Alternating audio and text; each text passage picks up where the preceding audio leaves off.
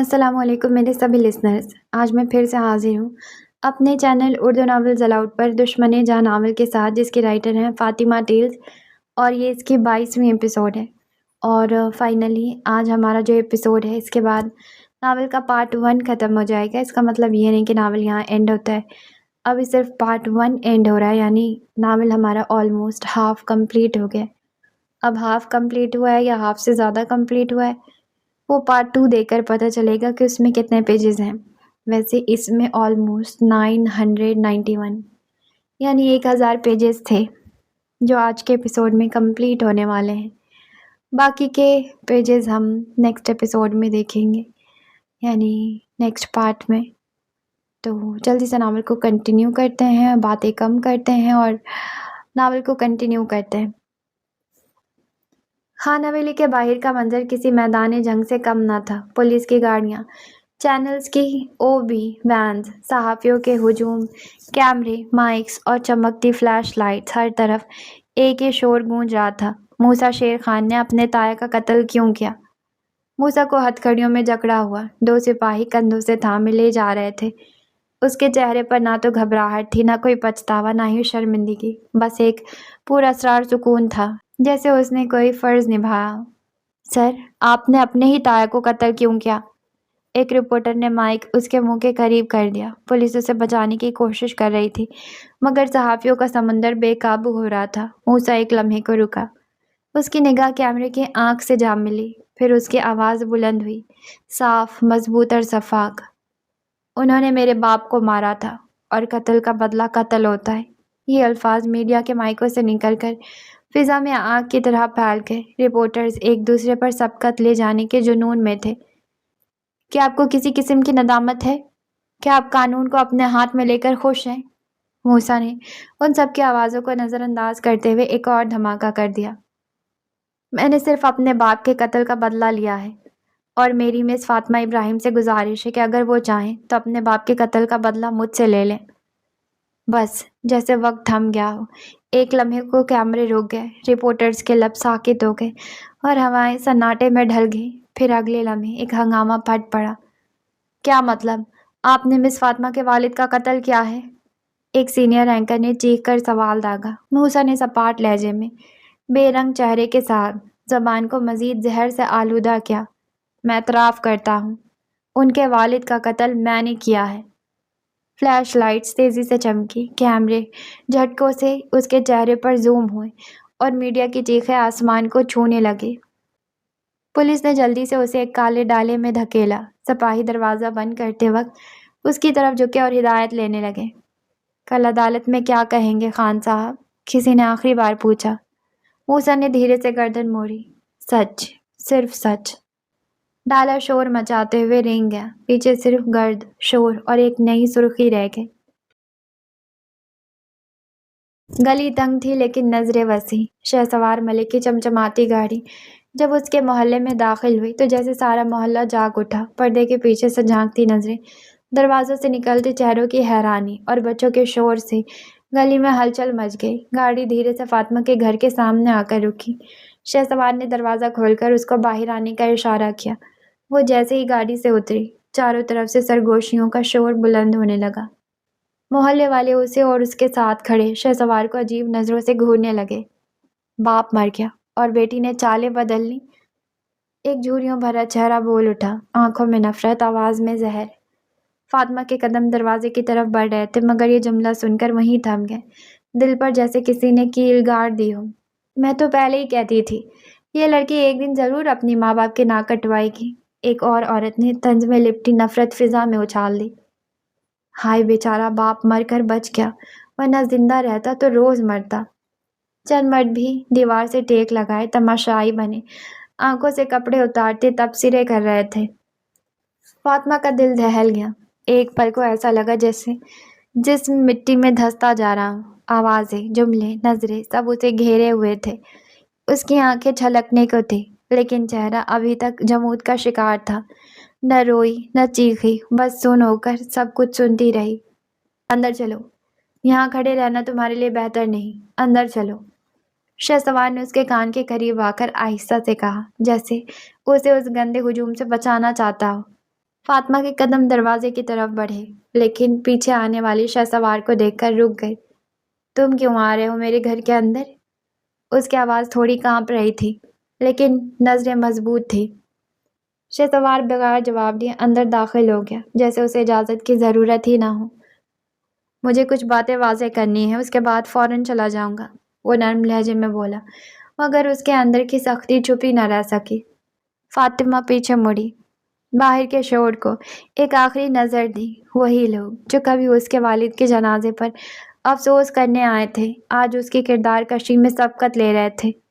دروازہ بند ہوا، لیکن اس کے پیچھے ایک ہجوم کی آوازیں، تانوں کی گونج اور فاطمہ کی ٹوٹتی ہوئی دنیا باقی رہ گئی۔ شام کا وقت تھا، بازار میں معمول کی چہل پہل تھی، دکانوں کے سامنے لوگ خریداری میں مصروف تھے۔ چھوٹے بچوں کی آوازیں، ریڑھی والوں کی صدائیں اور گرم گرم نانوں کی خوشبو، سب کچھ ویسا ہی تھا جیسا روز ہوتا ہے۔ فردان ہاتھ میں کھانے کے پیکٹس لیے دکان کے سامنے کھڑا اپنی باری کا انتظار کر رہا تھا کہ اچانک اس کی نگاہ دکان کے کاؤنٹر پر رکھے ٹی وی کی اسکرین پر جا ٹھہری۔ معروف صحافی فاطمہ ابراہیم اور شہسوار ملک کے کمرے میں ایک ساتھ موجودگی، تعلقات پر سوالیہ نشان۔ اینکر کی آواز میں سنسنی تھی اور اسکرین پر بار بار فاطمہ کا چہرہ زوم کیا جا رہا تھا۔ فردان کی جیسے سانس ہی رک گئی، اس کے ہاتھ سے کھانے کا پیکٹ نیچے گرا اور وہ بغیر ایک لمحہ ضائع کیے بھاگ پڑا۔ زمین پر کھانے کے ڈبے پڑے رہ گئے، لیکن اس کے دل میں صرف ایک ہی شور تھا، فاطمہ۔ گیٹ پر پہنچتے ہی اس نے پوری طاقت سے دروازہ پیٹنا شروع کیا۔ کون ہے؟ روما نے کھڑکی سے جھانکا، پھر آواز پہچان کر فوراً دروازے کی طرف دوڑی۔ دروازہ کھولتے ہی سامنے ہانپتا ہوا فردان تھا۔ فردان، کیا ہوا؟ سب ٹھیک ہے؟ روما نے گھبرا کر اس کی طرف قدم بڑھائے۔ فردان چارپائی پر بیٹھا تیزی سے سانسیں لیتا رہا، ماتھے پر پسینہ، آنکھوں میں اضطراب۔ کچھ بھی ٹھیک نہیں ہے، اس نے بے بسی سے کہا۔ فردان، صاف صاف بتائیں کیا ہوا ہے؟ روما اس کے پاس بیٹھ گئی، اس کا چہرہ پڑھنے کی کوشش کرتی رہی۔ ہمیں جانا ہے، ابھی، اسی وقت۔ اس نے جیسے کوئی فیصلہ نہیں، ایک اعلان کر دیا۔ روما ششدر رہ گئی۔ کیا ابھی؟ لیکن ہمارا پلان تھا الیکشن کے بعد۔ میری دوست کو میری ضرورت ہے روما، اس کے آس پاس سب تماشائی بنے کھڑے ہیں، میں نہیں بن سکتا، مجھے اس کے ساتھ کھڑا ہونا ہے۔ اس کی آواز میں جذبہ تھا اور آنکھوں میں عزم۔ دوستی کا تقاضا یہی ہے کہ جب دوسرا بے بس ہو تو ہم خاموش نہ رہیں۔ روما نے اسے ایک پل کو دیکھا، اس کے دل میں سوال تھے، الجھنیں تھی، لیکن اس کی آنکھوں میں جو سچائی تھی اس پر سوال کرنا ممکن نہیں تھا۔ اس نے چپ چاپ سر ہلایا اور اسی وقت اندر گئی۔ چند منٹ بعد وہ واپس آئی، ہاتھ میں وہی بیگ تھا جو کچھ دن پہلے لائی تھی۔ چلیں، اس نے مختصر کہا اور فردان کے ساتھ دروازے سے باہر نکل گئی۔ دروازہ کھلا تو منظر یوں تھا جیسے قیامت ٹوٹ پڑی ہو۔ سامنے لاؤنج میں صوفے پر الشبا بیگم سر جھکائے بیٹھی تھی، ان کے دوپٹے کے شکنوں میں آنکھوں کا نمک چھپا ہوا، ان کے ارد گرد گویا طوفان برپا تھا۔ اماں کا غصے سے کانپتا لہجہ گونج رہا تھا۔ کہتی تھی نا میں، سنبھال لو اپنی بیٹی کو، لیکن تب سب یہی کہتے تھے، بچی ہے، مرضی کرنے دو۔ کل ہی مرضی، دیکھ لیا نتیجہ، پہلے تھانے کی زینت بنی، اب مردوں کی۔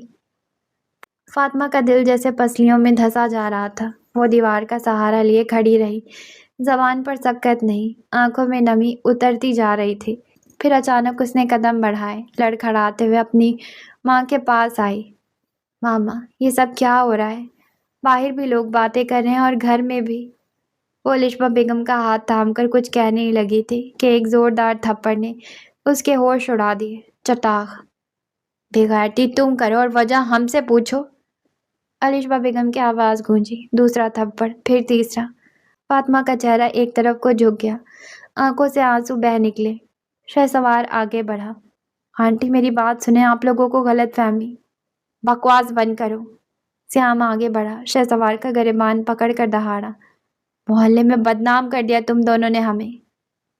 میں صرف حقیقت واضح کرنے آیا ہوں، پلیز ایک موقع دیں، شہسوار نے بے بسی سے کہا۔ اس کے لہجے میں ندامت نہیں، لیکن خلوص چھلک رہا تھا۔ الشبا، تم میرے بھائی کی بیوہ ہو، لیکن مزید ذلت برداشت نہیں کر سکتا۔ فاطمہ ان کے الفاظ سن کر ششدر رہ گئی۔ یہ تو وہ دایا جان تھے اس کے، جو اس پر جان دیتے تھے، باپ کے بعد رشتے پرائے ہو جاتے ہیں، یا آج سمجھ آیا اسے۔ صحیح کہتے ہیں، بیٹیوں کے باپ کی زندگی لمبی ہونی چاہیے، نہیں تو معاشرہ ان کو رول دیتا ہے۔ امروز صاحب غصے سے لرزتے ہوئے فاطمہ کا بازو دبوچتے ہوئے چیخیں، ابھی نکلو یہاں سے تم دونوں۔ تایا جان، یہ آپ کیا کہہ رہے ہیں؟ کیوں جائیں ہم اپنا گھر چھوڑ کر؟ فاطمہ کی آواز روند گئی۔ اس نے اپنا بازو چھڑایا، لیکن اگلے ہی لمحے اماں بھی اس کے بالوں میں ہاتھ ڈال چکی تھی۔ کیونکہ تمہاری حرکتیں گھر والی نہیں ہے بی بی۔ اماں بھی گھرائیں۔ فاطمہ نے ایک جھٹکے سے اپنے بال آزاد کروائے، آنکھوں سے پانی روا تھا۔ میں نے کچھ نہیں کیا جس سے میری بے عزتی ہو۔ تو پھر یہ کیا ہے؟ سیام نے موبائل اس کے سامنے لہرایا۔ اسکرین پر شہسوار کی باہوں میں بے ہوش فاطمہ کا منظر چل رہا تھا۔ میڈیا نے ایک پل کو گناہ کا جام بنا دیا تھا۔ فاطمہ ایک لمحے کو چکرا کر رہ گئی۔ اسے یاد آیا وہ بے ہوش ہوئی تھی۔ یہ سب غلط فہمی ہے سیام، میں سمجھاتی ہوں۔ اس نے ہاتھ بڑھایا مگر سیام نے اسے دھکا دیا۔ فاطمہ الجھ کر پیچھے ہٹی، دل کا ایک حصہ جیسے ٹوٹ کر گرا ہو۔ یہ وہی شخص تھا جو کبھی اس کی ایک جھلک کو زندگی سمجھتا تھا اور آج وہ اس کی شکل تک دیکھنا نہیں چاہتا تھا۔ میاں، اس کو نکالو یہاں سے۔ اماں نے ایک بار پھر اس کی کلائی کو جکڑا۔ آپ لوگ ہماری بات کیوں نہیں سن رہے؟ شہسوار آگے بڑھا۔ میں کہہ رہا ہوں جو کچھ دکھایا جا رہا ہے وہ جھوٹ ہے، غلط ہے۔ اب کچھ نہیں سننا۔ اس گھر میں فاطمہ ہرگز نہیں رہے گی۔ میں مزید تماشا نہیں بنوا سکتا محلے والوں سے۔ امروز صاحب دہاڑ کر آگے بڑھے اور فاطمہ کو دھکا دے دیا۔ ماما، آپ کچھ بول کیوں نہیں رہی؟ دیکھیں مجھے نکال رہے ہیں یہ لوگ۔ فاطمہ نے ٹوٹتے لہجے میں الشبا بیگم کی طرف دیکھا۔ الشبا بیگم کا چہرہ پھٹ چکا آنسوؤں سے، مگر وہ بولی نہیں، صرف رخ موڑ لیا۔ چلی جاؤ فاطمہ، تمہاری بھلائی اسی میں ہے۔ فاطمہ جیسے اندر سے چڑ گئی ہو۔ ماما، میں کہاں جاؤں؟ کس کے پاس جاؤں؟ میرے پاس آپ کے سوا کوئی نہیں ہے۔ اس کی چیخ اب التجا میں بدل چکی تھی۔ جس کے ساتھ ہوٹل میں تھی اسی کے ساتھ جا۔ اماں نے شہسوار کی طرف اشارہ کر کے زہر اگلا۔ میرا اس سے کوئی رشتہ نہیں۔ آپ لوگ میری بات کیوں نہیں سمجھتے؟ وہ سب ایک سازش ہے، میڈیا کا دھوکہ ہے۔ فاطمہ چیخی، لیکن آج سب بہرے ہو چکے تھے۔ شہسوار بھی چیخ پڑا۔ وہ سچ کہہ رہی ہے، میں کس رشتے سے اسے اپنے ساتھ لے کر جاؤں؟ ابھی بنا دیتے ہیں رشتہ۔ جاؤ سیام، مولوی کو بلاؤ، نکاح کرواؤ اور نکالو یہاں سے ان کو۔ امروز صاحب نے جیسے فیصلہ سنا دیا۔ نہیں، میں شادی نہیں کر سکتی سیام، تم سمجھاؤ نا۔ فاطمہ ایک ایک کو دیکھتی رہی، لیکن کوئی نہیں رکا۔ سب چپ بے حس بنے رہے۔ تم میری بیٹی سے نکاح کرو گے؟ الشبا بیگم شہسوار کے قدموں میں آ گئی، ہاتھ جوڑ دیے۔ ماما، یہ آپ کیا کہہ رہی ہیں؟ فاطمہ کا دل دہل گیا، لیکن اگلے ہی لمحے الشبا بیگم کا دوسرا تھپڑ اس کی زبان بند کر گیا۔ بکواس بند کرو، اب وہی ہوگا جو میں کہوں گی۔ شہسوار نے ایک نظر فاطمہ پر ڈالی، وہ لڑکی جو کسی زمانے میں دنیا کی سب سے مضبوط لڑکی لگتی تھی، آج فرش پر ٹوٹی بکھری اپنی عزت کی خیرات مانگ رہی تھی۔ میں نکاح کے لیے تیار ہوں، شہسوار نے کہا، آواز میں سکون۔ وہ رب کی رضا میں راضی ہو گیا۔ وہ لاہور واپس آنے کا مقصد سمجھ گیا۔ اس بار لاہور نے محبوب جدا نہیں کیا، اس کا بس نہیں چل رہا تھا وہ لوگوں کو چیخ چیخ کر بتائے جسے وہ نکاح کرنے جا رہا ہے وہ اس کی اکلوتی محبت تھی۔ سیام مولوی صاحب کو بلانے نکل گیا۔ صحن میں ایک پرانا قالین بچھایا گیا۔ اس کے عین وسط میں ایک میز رکھی گئی جس پر قرآن مجید رکھا تھا۔ اس کے گرد اماں بھی، امروز صاحب، سیام، الشبا بیگم اور چند گواہ موجود تھے۔ ماحول میں وہ تقدس نہیں تھا جو نکاح کے موقع پر ہوتا ہے، بلکہ ایک بوجھ تھا، جیسے سب کچھ مجبوری سے ہو رہا ہو۔ فاطمہ سر جھکائے ایک کونے میں بیٹھی تھی۔ اس کا چہرہ زرد، آنکھیں سوجی ہوئی، بال بکھرے، ہاتھ کی انگلیاں بار بار کانپ رہی تھی۔ آج وہ کسی دلہن جیسی نہ تھی، آج وہ صرف ایک بیٹی تھی جس کی عزت کی قیمت ایک نکاح نامہ تھا۔ مولوی صاحب آئے، سادگی سے سلام کیا، قرآن کے قریب بیٹھے، شہسوار کے پاس نگاہ دوڑائی۔ بیٹا، نکاح کے لیے تیار ہو؟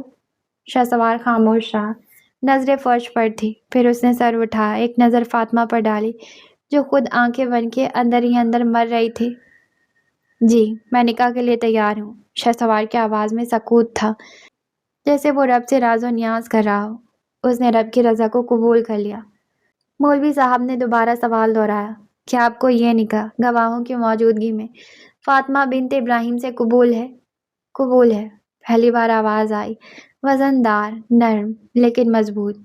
कबूल है। दूसरी बार आवाज में थोड़ी लर्जिश थी। कबूल है। तीसरी बार यह ऐलान नहीं था, बंदगी थी। अब मौलवी साहब फातिमा के पास आए। बेटी, तुम्हारे वली की इजाज़त से शहसवार मलिक के साथ निकाह किया जा रहा है। क्या तुम्हें यह निकाह कबूल है? फातिमा ने एक पल को सांस रोकी, फिर उसने आंखें खोली। जो आंखें एक ज़माने में ख्वाब देखती थीं, आज उनमें खालीपन था। कबूल है। आवाज़ जैसे हलक से निकलकर फर्श पर गिर गई। मौलवी साहब ने सवाल दोहराया, क्या तुम्हें यह निकाह कबूल है? कबूल है। आवाज़ धीमी, नम और थकी हुई। तीसरी बार, क्या तुम्हें यह निकाह कबूल है? फातिमा ने एक लंबा सांस लिया, फिर कहा, कबूल है। निकाह मुकम्मल हो गया था। मौलवी साहब ने दुआएं पढ़ी, लेकिन उन दुआओं में वो रौनक, वो बरकत, वो खुशी का रंग न था। यहाँ हर दिल जख्मी था, हर चेहरा थका हुआ और हर आंख बोझल। शहसवार खामोश खड़ा था। उसके दिल में अजीब सा खला था। उसने फातिमा को देखा। वो अब उसकी बीवी थी, लेकिन वो नज़रों से साफ कह रही थी, मैं मजबूर थी, राजी नहीं। अलिशबा बेगम चुपचाप कमरे की तरफ पलट गई। श्याम दरवाजे से निकल गया। अम्मा भी बड़बड़ाती हुई पीछे हट गई। इमरोज साहब कुछ देर तक घूरते रहे, फिर वापस पलट गए। फातिमा वहीं कालीन पर खामोश बैठी थी। निकाह हो चुका था। तमाम मेहमान अंदर जा चुके थे, लेकिन फातिमा चंद लम्हे दरवाजे पर खड़ी रही। उसकी नज़रें उस मर्द पर जा ठहरी जिसने अभी चंद लम्हे कबल उसका नाम अपने नाम से जोड़ा था। शहसवार खामोश नज़रों से उसी को देख रहा था। निगाहों के उस खामोश गुफ्तगू में न कोई लफ्ज़ था, न वजाहत, सिर्फ एक अनकही थकन और तलखी जो फातिमा के वजूद से झलक रही थी। वो पलटी और कदम अंदर की तरफ बढ़ा दिए, उस घर की दहलीज पर जहां अब उसे कुछ भी अपना नहीं लगता था। शहसवार ने एक लम्हे का तवक्कुफ किया, फिर उसके पीछे हो लिया। तभी अम्मा भी, जो अपने कमरे की तरफ जा रही थी, फातिमा को देखकर रुक गई। बीबी, तुम अंदर क्यों आ रही हो? जाओ अपने शौहर के साथ, जिस होटल में दिल चाहे वहां जाओ, हमें कोई एतराज नहीं। आवाज में जहर, लहजे में तंज था। फातिमा के कदम नहीं रुके, निगाह में हल्की सी सर्द मेहंदी उभरी। अपना सामान लेने आई हूँ और मुझे जिस होटल में जाना होगा चली जाऊंगी, मशवरा देने की ज़रूरत नहीं। वो बिना रुके अपने कमरे की तरफ बढ़ गई। शहसवार जो पीछे आ रहा था उसकी बात सुनकर थम सा गया। ऐसे भड़कते हुए लम्हे में भी वो जवाब देने से गुरेज नहीं कर रही थी। वो समझ गया, उसकी बीवी उसको भी टफ टाइम देने वाली है। अम्मा भी ने नखवत से हुंकारा भरा, वैसे जिस बला को अपने पीछे लगा लिया है, लगता है मुकद्दर रुंध गए हैं तुम्हारे। शहसवार के कदम रुके। मेरा मुकद्दर संवार दिया गया है, क्योंकि अल्लाह ने उसे मेरे हवाले किया है, और आप मेरी फिक्र न करें, मेरे लिए मेरा खुदा काफ़ी है। उसका जवाब सुनकर अम्मा भी तो हत्थे से ही उखड़ गई। मियाँ, ये 4 दिन की चांदनी है, तुम्हें जल्दी अंदाज़ा हो जाएगा। वो दरवाज़ा धकेलती अंदर चली गई। शहसवार की नज़र अभी दरवाजे की सिमत थी जहाँ फातिमा गई थी। उसने ज़ेर लब कहा, चाहे 4 दिन की हो या 5 दिन की, अब ये चांद सिर्फ मेरा है। अभी वो उसी के कमरे से निकलने का इंतज़ार कर रहा था कि फ़ोन बजा। जमाल की कॉल थी। हाँ जमाल, बोलो। सर, कोर्ट की तरफ से नोटिस आया है, कल मिस फातिमा को बुलाया गया है। शहसवार के माथे पर बल पड़ गए। किस चीज़ का नोटिस? मूसा शेर खान ने कन्फेस कर लिया है कि फातिमा के वालिद का कत्ल उसने किया था, और अब सज़ा का इख्तियार मिस फातिमा के पास है। कमरे की फिजा जैसे साकित हो गई। शहसवार चंद लम्हे खामोश रहा, फिर गहरी सांस ली। तुम फौरन वकील को हायर करो, बाकी मैं देख लूँगा। फ़ोन बंद करके वो अभी कुछ सोच रहा था कि अचानक दरवाज़ा खुला। फरदान और रोमा अंदर दाखिल हुए। हमारी बदनामी की फिक्र नहीं, तुम यहाँ कर क्या रहे हो? फरदान चीखा, जैसे आसमान टूट पड़ा हो। नज़र नहीं आ रहा, बैठा हुआ हूँ, शहसवार ने नज़र उठाकर सुकून से कहा। ये सादा सा जुमला फरदान के दिमाग में जैसे बारूद बनकर फटा। फरदान की आवाज़ सुनकर फातिमा और अलिशबा बेगम बाहर आ गईं। फातिमा, ये यहाँ क्या कर रहा है? मैं तुमसे पूछ रहा हूँ, बोल क्यों नहीं रही? उसने फातिमा का बाजू झिझोड़ा, मगर वो हुनूस खामोश खड़ी रही। शहसवार उसका शौहर है, इसी हक से वो यहाँ है। अलिशबा बेगम ने कदम आगे बढ़ाया। शौहर? कैसा शौहर? फातिमा का निकाह तो मूसा से हुआ था, ज़बरदस्ती। فردان کے جملے نے کمرے کی فضا منجمد کر دی۔ الشبا بیگم ایک دم ساکت ہو گئی۔ طلاق لے لی موسیٰ سے میں نے، اور یہ میرا شوہر ہے، کیونکہ اس وقت تم دونوں اپنی 2 نمبر کی محبت میں گم تھے۔ فاطمہ کا لہجہ اب بھی بھرتا طوفان بن چکا تھا۔ نہ تم اسے لے کر بھاگتے، نہ مجھے کبھی حقیقت پتہ چلتی، نہ میرا نکاح ہوتا، نہ میری زندگی میں یہ سب کچھ ہوتا۔ وہ چیخ اٹھی۔ اس نے فردان کا گریبان پکڑ لیا۔ نفرت ہے مجھے تم مردوں سے فردان امروز، تمہاری وجہ سے میری دنیا اجڑ گئی، سب برباد کر دیا تم دونوں نے۔ اللہ کرے تم سب بھی آباد نہ رہو۔ روما ایک کونے میں کھڑی کانپ رہی تھی۔ شاید وہ خود سے پوچھ رہی تھی کہ اس نے کیا کیا، میں نے کیا کیا ہے۔ فردان آگے بڑھا۔ ابھی بھی پوچھتے ہو؟ کاش تم سچ نہ بتاتے، کاش میرے اپنے مجھے پرائے نہ لگتے۔ تم سب مر گئے میرے لیے، سب کے سب۔ جاؤ اپنی نئی زندگی جیو اس عورت کے ساتھ جس کے کزن نے میرا گھر اجاڑ دیا۔ یہ کہہ کر فاطمہ پلٹی۔ اس کے غصے میں بولے گئے الفاظ کا اگر نقصان ہونا تھا تو وہ روما تھی۔ میں یہاں سے ہمیشہ ہمیشہ کے لیے جا رہی ہوں، کسی کی بھی شکل نہیں دیکھوں گی۔ آخری جملہ اس نے الشبا بیگم کی طرف دیکھ کر کہا۔ پھر وہ تیزی سے کمرے کی طرف بڑھی، بیگ اٹھایا اور دروازے کی طرف بڑھ گئی، رکے بغیر۔ شہسوار میری بات سنو۔ الشبا بیگم نے اسے روکا جو اس کے پیچھے جانا چاہتا تھا۔ مجھے تم سے ضروری بات کرنی ہے، کمرے میں آؤ بیٹا۔ وہ آگے بڑھ گئی۔ شہسوار نے ایک نظر فردان پر ڈالی اور ان کے پیچھے ہو لیا۔ کمرے میں گہرا سکوت چھا گیا۔ سب جا چکے تھے، صرف 2 سائے رہ گئے تھے۔ ایک مرد جو اپنی بے بسی میں خود کو مجرم سمجھنے لگا تھا، اور ایک عورت جو محبت کے خواب سچ کرنے نکلی تھی، مگر حقیقت میں صرف ٹوٹن ہی اس کا مقدر بنی۔ فردان خاموش کھڑا تھا، ساری نگاہیں، سارے تانے، ساری نفرت جیسے سب اس پر آ ٹوٹے ہوں۔ فاطمہ کی باتوں نے اسے اندر تک ہلا کر رکھ دیا۔ اب اسے محسوس ہو رہا تھا کہ یہ سب ان دونوں کی وجہ سے ہوا ہے۔ وہ بوجھل سانسوں کے ساتھ کھڑا رہا، جیسے جسم میں خون نہیں، صرف ندامت دوڑ رہی ہو۔ تبھی پیچھے سے ہلکی سی آواز آئی، فردان میری بات سنیں۔ روما دھیرے دھیرے اس کے قریب آئی اور اس کے کندھے پر ہاتھ رکھا۔ ایک نرمی، ایک معافی کی خواہش، ایک بچی ہوئی امید۔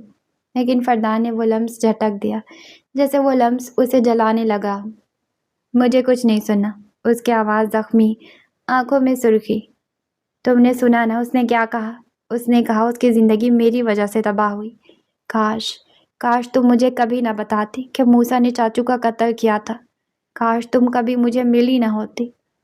روما جیسے پتھر ہو گئی، ایک ایک لفظ جیسے اس کے دماغ پر ہتھوڑے کی طرح برس رہا تھا۔ اس میں میری کیا غلطی تھی؟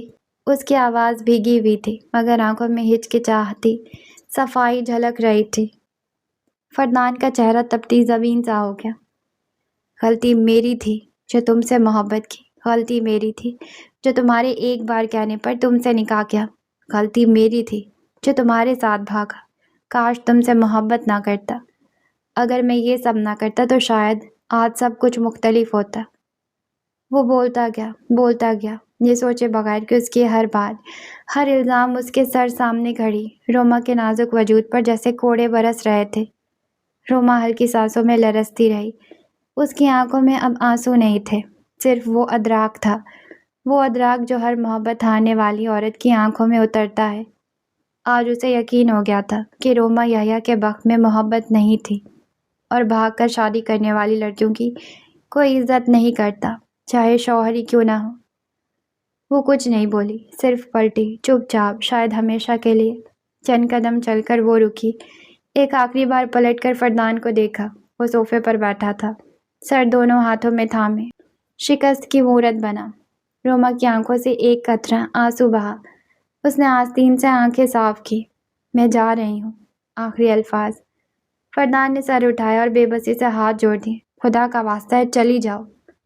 روما کی آنکھوں میں ایک آخری چمک آئی، لیکن اس نے کچھ نہیں کہا، بس خاموشی سے دروازے کی طرف بڑھی اور اسے پار کر گئی، جیسے زندگی کی اس قید سے رہائی پا گئی ہو۔ کیونکہ محبتیں وہیں کامیاب ہوتی ہیں جن میں رضامندی ہوتی ہے۔ اڈیالہ جیل کی دیواریں خاموش تھیں، مگر ان کی خاموشی موسیٰ کے کانوں میں شور کی طرح گونج رہی تھی۔ دیواروں سے ٹپکتی نمی سلاخوں کے پیچھے سے آتی بجھتی روشنی اور نم آلود فرش پر گرتی چھت کی بوندیں، سب کچھ اس کے اندر کی ویرانی کی عکاسی کر رہا تھا۔ چھوٹا سا جیل کا کمرہ جیسے کسی قبر سے کم نہیں تھا، نہ دھوپ، نہ کھڑکی، نہ ہوا، بس ایک بلب جو مدھم ہو کر کبھی کبھی جلتا، کبھی بجھتا تھا۔ موسیٰ کمرے کے بیچ میں بیٹھا سلاخوں کو گھور رہا تھا، نظریں جیسے قید ہو چکی تھی، سانس لینا بھی بوجھ لگ رہا تھا۔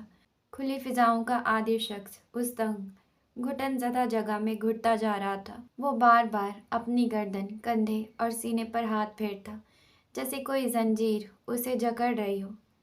اچانک اسے لگا کہ سایہ حرکت کر رہا ہے۔ کمرے کے ایک کونے میں اندھیرے میں ایک ہیولا سا ابھرا، پہلے دھندلا، پھر واضح، اور پھر وہ چہرہ سامنے آ گیا، فاطمہ ابراہیم کا۔ آہ! موسیٰ کی آواز جیسے گلے میں پھنس گئی۔ نہیں نہیں، یہاں مت آؤ، مت آؤ فاطمہ، تمہاری یاد ناسور بن جائے گی، میرے لیے پلیز چلی جاؤ، خدا کے لیے چلی جاؤ۔ وہ پیچھے ہٹنے لگا، دیوار سے ٹک گیا، آنکھیں بند کر لی، لیکن آنکھیں بند کرنے سے وہ منظر مٹا نہیں، مزید واضح ہو گیا۔ وہ آگے بڑھی، اس کے بالکل قریب، چہرے پر وہی خاموشی مگر آنکھوں میں آگ، لب ہلے۔ تم نے ایسا کیوں کیا موسیٰ، کیوں کیا؟ بس اتنا سوال، لیکن اس کے ایک سوال نے موسیٰ کے اندر کی دیواریں ہلا دی۔ میں نے کیا کیا؟ وہ کانوں پر ہاتھ رکھ کر چیخا۔ نہیں، جاؤ یہاں سے، میں نے کچھ نہیں کیا، میں نے صرف تمہیں حاصل کرنا چاہا تھا، تمہیں گرانا چاہا۔ کمرہ جیسے گھومنے لگا، دیواریں آگے بڑھنے لگیں۔ موسیٰ نے اپنے بال نوچنے شروع کر دیے، زمین پر گرا، پاگلوں کی طرح سر پٹکنے لگا۔ اور فاطمہ؟ وہ دور جا کر کھڑی ہو گئی، چہرے پر ایک عجیب سی مسکراہٹ تھی، دردناک اور ڈراؤنی۔ میں تمہیں کبھی نہیں چھوڑوں گی موسیٰ، اس کی آواز جیسے ہوا میں گونجی۔ میں تمہارے ساتھ جڑ چکی ہوں، جیسے جو کا دانہ کپڑوں سے چمٹ جاتا ہے۔ اب میں تمہارے ہر لمحے میں ہوں گی، ہر نیند میں، ہر آہ میں، ہر خواب میں۔ موسیٰ نے آنکھیں کھولی تو وہ جا چکی تھی، مگر اس کی ہنسی، اس کی آواز، اس کی آنکھیں، ہر چیز کمرے کی دیواروں پر نقش ہو چکی تھی۔ نہیں، نہیں، وہ زیر لب بڑبڑا، یہ سب خواب ہے، ہاں بس خواب ہے، لیکن وہ خواب نہیں تھا، یہ سزا تھی اس کے گناہوں کی۔ فاطمہ گاڑی کی پچھلی نشست پر نیم دراز آنکھیں موندے بیٹھی تھی، اس کے بدن پر ہلکے ٹی پنک رنگ کے کپڑے تھے، دوپٹہ بے خیالی میں کندھوں پر ڈھلک رہا تھا، چہرے پر تکن اور دل پر بوجھ تھا۔ وہ خاموش تھی، لیکن اس کی خاموشی چیخ رہی تھی، آنکھوں سے آنسو بہہ رہے تھے، مگر پلکیں بند تھیں، جیسے وہ خود سے بھی نظریں چرا رہی ہو۔ جمال اگلی سیٹ پر بیٹھا بار بار کلائی پر بندھی گھڑی کو دیکھ رہا تھا، سوئیاں 12 بجا چکی تھی، اس کی نظریں بار بار دروازے کی جانب جاتی۔ آخرکار اسے سامنے سے آتا شہسوار دکھائی دیا۔ جمال فوراً سیدھا ہو کر کھڑا ہوا۔ جمال، کسی ہوٹل میں کمرہ بک کرواؤ اور صبح کی 2 ارجنٹ ٹکٹس ڈیرہ غازی خان کے بک کرواؤ، شہسوار نے سنجیدہ لہجے میں کہا، اور اگلے ہی لمحے گاڑی میں بیٹھ گیا۔ جیسے ہی شہسوار گاڑی میں بیٹھا، اس نے اگلی نشست کے آئینے سے پیچھے دیکھا۔ وہ پل، لمحہ جیسے ساکت ہو گیا۔ نیم اندھیرے میں، گاڑی کی ٹھنڈی روشنی میں، فاطمہ کا چہرہ بجھا ہوا چراغ لگ رہا تھا، اس کی ناک میں پہنی ہوئی لونگ اور آنکھوں کے کناروں سے بہتے آنسو شہسوار کو لمحہ بھر کو ساکت کر گئے۔ اس کی آنکھیں بند تھیں، لیکن آنسو جاری تھے۔ ایک ایسی تکلیف جو الفاظ کے محتاج نہیں ہوتی۔ جمال نے آن لائن بکنگ مکمل کی اور گاڑی مین روڈ پر ڈال دی۔ فاطمہ کو یہ خبر نہ تھی کہ وہ کہاں جا رہے ہیں، اس نے کچھ پوچھا بھی نہیں، جیسے اب سوال کرنا بے معنی لگتا ہو۔ اس کا سر درد سے پھٹ رہا تھا، سیٹ سے ٹیک لگا کر وہ وقفے وقفے سے اپنا سر پیچھے مار رہی تھی، جیسے جسم کا درد روح تک اتر آیا ہو۔ شہسوار مسلسل آئینے سے اسے دیکھ رہا تھا، اس کی پیشانی پر بل آئے۔ جمال، کسی میڈیکل سٹور پر گاڑی روکو، اس نے ارد گرد نظر دوڑاتے ہوئے کہا۔ جلد ہی ایک سٹور نظر آیا اور گاڑی رک گئی۔ سر درد کی دوا لے آؤ اور پانی کی بوتل بھی۔ شہسوار نے نظریں گاڑی کے اندر ہی رکھی۔ جمال بنا کچھ کہے باہر نکلا۔ 5 منٹ بعد وہ لوٹا، ایک شاپر میں دوا، پانی کی بوتل اور 2 ڈسپوزیبل گلاس لیے۔ سر یہ لیجیے، اس نے شاپر آگے بڑھایا۔ شہسوار نے گلاس میں پانی اڈیلا، 2 پیناڈول کی گولیاں نکالی اور مڑ کر اس کی طرف دیکھا۔ فاطمہ یہ لو دوا، بہتر محسوس کرو گی، اس نے نرم آواز میں کہا۔ فاطمہ نے آنکھیں نہیں کھولی۔ فاطمہ؟ شہسوار نے اب کی بار اس کی کلائی تھامی۔ فاطمہ نے آہستگی سے آنکھیں کھولی۔ ایک لمحے کو اس کی نظریں شہسوار پر ٹکی، پھر اس کے ہاتھ میں پکڑی دوا اور گلاس کی طرف گئیں۔ شہسوار نے گولیاں آگے کی۔ یہ لو، تمہیں آرام ملے گا۔ اس نے خاموشی سے گلاس تھاما، دوا پکڑی اور اگلے ہی لمحے کھڑکی کا شیشہ نیچے کر کے دونوں گولیاں باہر پھینک دی۔ سب کچھ ایک جھٹکے میں ہوا۔ شہسوار اسے بس دیکھتا رہ گیا۔ جمال نے مشکل سے اپنی ہنسی دبائی، مگر فضا میں تناؤ واضح تھا۔ فاطمہ نے ایک بار شہسوار کو دیکھا اور پھر آنکھیں موند کر دوبارہ سیٹ سے ٹیک لگا لی۔ اپنا سر آہستہ آہستہ پیچھے مارنے لگی۔ درد بڑھتا جا رہا تھا، مگر اس کی انا دوا سے بڑی تھی۔ شہسوار کی نظر اب کھڑکی کے پار کہیں دور گم ہو گئی۔ عورت غلط شخص سے دھوکہ کھا کر بدلہ صحیح مرد سے لیتی ہے۔ اسے وہ کال یاد آیا، جیسے یہ منظر اسی کی تفسیر ہو۔ 20 منٹ کی خاموش ڈرائیونگ کے بعد گاڑی ہوٹل کے دروازے پر رکی، لیکن فاصلہ بھی ختم نہیں ہوا تھا، نہ دلوں کا نہ درد کا۔ روما خالی سڑک پر نڈھال قدموں سے چلتی جا رہی تھی۔ راستہ طویل اور تھکن سے چور تھا، مگر اسے کچھ ہوش نہیں تھا۔ اس کے چہرے پر پسینہ اور دھول کی تہیں جمی تھی، پاؤں چھالوں سے چور ہو چکے تھے۔ دل پر ایک ایسا بوجھ تھا جیسے وہ خود کو کھینچتی ہوئی قبر کی طرف جا رہی ہو۔ آنکھوں میں نیند نہیں، دماغ میں سوچ نہیں، بس ایک جنون تھا، گھر پہنچنے کا، سب کچھ سنوارنے کا، یا شاید ٹوٹ جانے کا۔ خان حویلی کے دروازے پر قدم رکھے، سامنے کا منظر ساکت لمحے کی طرح اس پر ٹوٹا۔ لوگوں کا جم غفیر تھا۔ حویلی کے باہر پولیس کی گاڑیاں، رپورٹرز کے شور مچاتے مائک، کیمروں کی چمک اور گہری سنجیدگی میں ڈوبا ماحول۔ ہر طرف اضطراب تھا، قیامت تھی، اور وہ ایک پل کو کچھ بھی سمجھنے سے قاصر رہ گئی۔ اس کے قدم جم گئے۔ وہ دل پر پتھر رکھ کر ایک طرف سے چھپتی چھپاتی اندر داخل ہوئی۔ جیسے ہی ڈرائنگ روم کے دروازے پر قدم رکھا، آنکھوں کے سامنے بچھا ہوا خون کا منظر دیکھ کر اس کی سانسیں بند ہو گئی۔ دل جیسے سینے میں دھڑکنا بھول گیا۔ فرش پر یحییٰ صاحب کا خون اب بھی جمع ہوا تھا، لیکن لاش سرد خانے میں بھیج دی گئی تھی۔ سامنے ماں جبی بیگم فرش پر بیٹھی تھی، چہرے پر ہوائیاں، مگر آنکھوں میں ایک آنسو بھی نہیں۔ ان کی آنکھیں پتھر ہو چکی تھی، زبان خاموش، چہرہ ساکت، جیسے غم کا اظہار کرنا بھی چھن گیا ہو۔ مرحا دیوار سے لگی رو رہی تھی، زور و شور سے، جیسے اس کی دنیا اجڑ چکی ہو۔ اچانک اس کی نظر دروازے پر کھڑی روما پر پڑی۔ آپی! وہ چیختی ہوئی اس کی طرف دوڑی۔ روما کے وجود میں جان نہ رہی، لیکن مرحا کا لرزتا وجود اس کے ساتھ لپٹ گیا۔ آپی! لالا نے بابا کو مار دیا۔ مرحا بین ڈالتی اس کے سینے سے لگی، لرزنے لگی۔ روما کی آنکھیں چند لمحے پھٹی پھٹی سی رہیں، جیسے یہ جملہ اس کے کانوں میں داخل نہیں ہو پا رہا ہو۔ کیا؟ اس کے لب کپ کپائے، اور وہیں زمین نے جیسے اس کے قدم کھینچ لیے۔ اس کے اندر کی ہمت جواب دے گئی۔ پل بھر میں اس کے جسم کی ساری توانائی چھن گئی اور وہ لڑکھڑا کر فرش پر گر پڑی، ایک بے جان پتھر کی طرح۔ پورے گھر پر سناٹا چھا گیا، صرف مرحا کی سسکیاں باقی تھیں اور دیواروں پر پھیلا ہوا ایک سکوت جو موت سے زیادہ ہولناک تھا۔ اگلا باب 15 دن بعد۔ نہیں، وری نہ کریں آپ لوگ، اگلا باب 15 دن بعد نہیں، انشاءاللہ میں اگلا باب کل ہی شروع کر دوں گی۔ اور بات کریں آج کے ایپیسوڈ کی، تو دیکھا جائے تو جتنے بھی پرابلمز کریٹ کرنے والے لوگ تھے، سب اپنے اپنے ٹھکانے پر پہنچ گئے ہیں۔ موسیٰ چلا گیا ہے جیل میں، اور یحییٰ صاحب چلے گئے ہیں اللہ کے پاس۔ تو اب سب کی لائف ویسے سیٹ ہو جانی چاہیے، چاہے وہ فاطمہ ہو، چاہے وہ مرحا ہو اور روما ہو۔ لیکن فاطمہ نے نہیں جی، اس نے تو بدلہ لینا ہے، وہ بھی شہسوار سے، اس بات کا جو اس نے کبھی کچھ کیا بھی نہیں۔ اب فاطمہ نے ٹف ٹائم دینا ہے شہسوار کو۔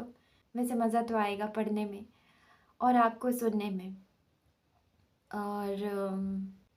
اور باقی سب نیکسٹ ایپیسوڈ میں۔ تو ہم ملتے ہیں نیکسٹ ایپیسوڈ میں، اور جانے سے پہلے چینل کو سبسکرائب کریں، لائک کریں، شیئر کریں، کامنٹس کریں، مجھے دعاؤں میں یاد رکھیں۔ Okay, tata, bye.